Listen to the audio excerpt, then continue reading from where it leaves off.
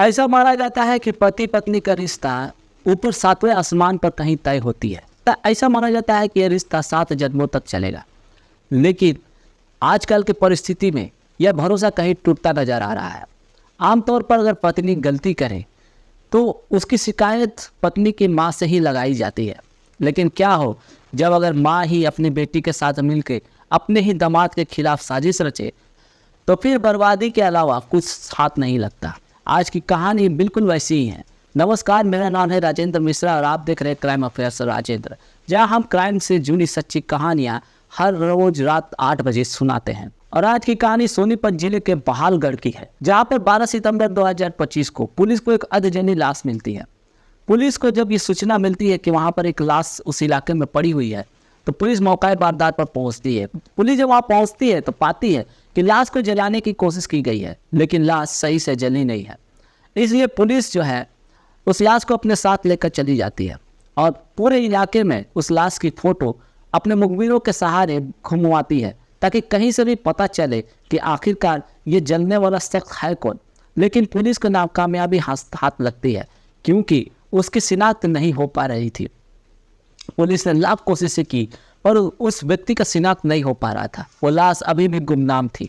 जब पुलिस के हाथ तो कुछ नहीं लगता है, तो पुलिस उस सब को तस्वीरें लेकर और उसके पास जो चीज़ें हैं वो अपने पास रख कर उस सब के अंतिम संस्कार कर देती है, और वो भी हिंदू रीति रिवाजों से। और उसके बाद पुलिस जो है उस केस को बंद कर देती है, क्योंकि आगे कुछ था ही नहीं जिस पर पुलिस कुछ एक्शन ले पाए।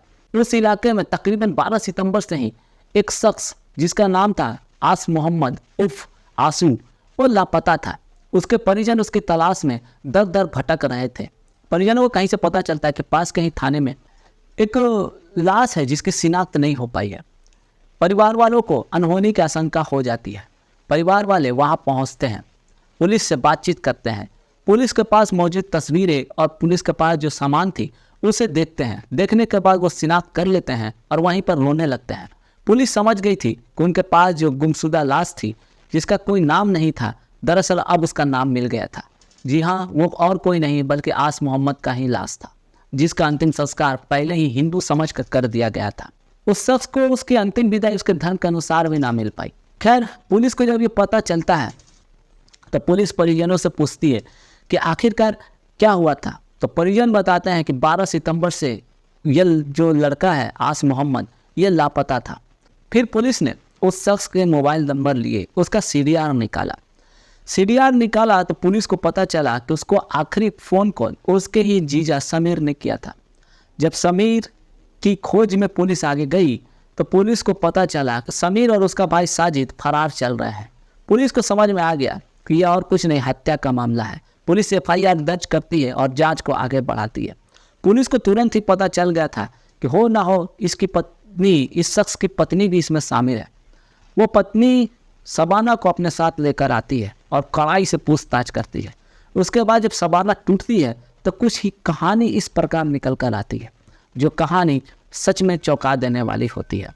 कहानी कुछ ऐसी थी। आस मोहम्मद और शबाना की शादी 3 साल पहले हो चुकी थी। दोनों की यह शादी लव मैरिज थी। लव मैरिज होने के कारण दोनों ही इस शादी से खुश थे।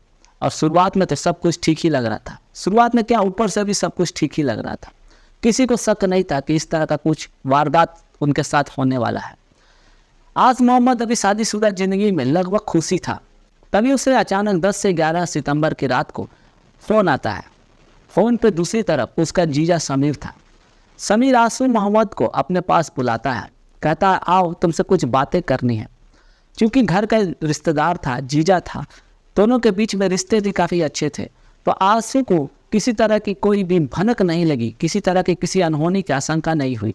वो अपना बाइक उठाता है और अपने जीजा समीर के बुलाए हुए स्थान पर चला जाता है। जब वहाँ पहुँचता है तो वहाँ पहले से समीर का भाई साजिद भी था। इससे भी आंसू को किसी तरह की अनहोनी की आशंका नहीं हुई, क्योंकि दोनों तो भाई ही थे और रिश्तेदार भी थे। तीनों मिलकर वहाँ बैठ जाते हैं और बैठने के बाद वहाँ पैक पर पैक खुली जाती है। समीर और साजिद, उन्हें पता था कि आंसू के साथ करना क्या है, इसलिए वो थोड़ा कम पीते हैं और आंसू को ज़्यादा पिलाई जाती है। आंसू जब पीता हुआ जाता है, पीते पीते जब मदहोश हो जाता है, तब जाकर अब वारदात को अंजाम देने का समय आ जाता है। साजिद और समीर आंसू के गला को दबोचने लगते हैं, जिससे आंसू बेहोश हो जाता है। उसके बाद पेचकस से उसके पेट में बार बार वार किया जाता है। उसके पेट में, उसके गले में, हर जगह उसके शरीर पर वार किया जाता है, जिससे आंसू की वहीं पर मौत हो जाती है। अब उसकी शिनाख्त ना हो इसलिए समीर और साजिद ने पहले से ही प्लान बनाकर रखा हुआ था। वो पेट्रोल की बोतलें वहाँ रखी हुई थी। उनका प्लान था कि मार देने के बाद आंसू को वहीं पर जिंदा जला देंगे, जिससे अगर पुलिस को सब नहीं मिलेगी, लाश की अगर शिनाख्ती नहीं होगी तो फिर वो भी पकड़े नहीं जाएंगे। लेकिन वह भूल गए थे कि अपराध कितनी भी सावधानी तरीके से किया जाए वो अपराधी पकड़ा जरूर जाता है। खैर वो अपने प्लान में आगे बढ़ते हैं, आंसू को जलाने की कोशिश करते हैं, पर हड़बड़ाहट में और घबराहट में वो आंसू को सही से जला नहीं पाते हैं और वहाँ से वो फरार हो जाते हैं। यह अर्धजली लाश अगले दिन पुलिस को मिलती है। फिर पुलिस उसकी शिनाख्ती की कोशिश करती है। पुलिस को आखिरकार 110 दिन बाद 25 दिसंबर 2025 को उस सब की शिनाख्त होती है। उसके बाद पुलिस जो है वो अब इस मामले को छानबीन करती है, तब जाकर यह भेद खुलता है।